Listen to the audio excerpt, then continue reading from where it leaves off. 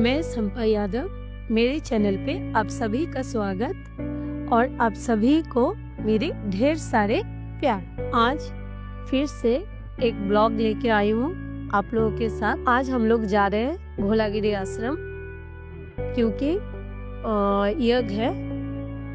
उसी यज्ञ में हम लोग जा रहे हैं भोलागिरी आश्रम।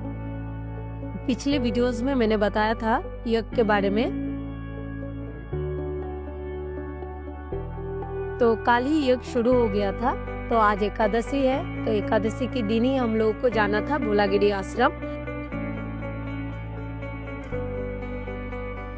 क्योंकि गुरु नाम लेने के बाद पहला एकादशी हम लोगों को पड़ा है। तो बहुत ही अच्छी बात है, अच्छा दिन है।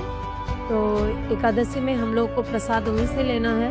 तो महाराज जी बोल दिए थे कि आप लोगों को चले आना है, क्योंकि आप लोग पहले नाम लिए हैं।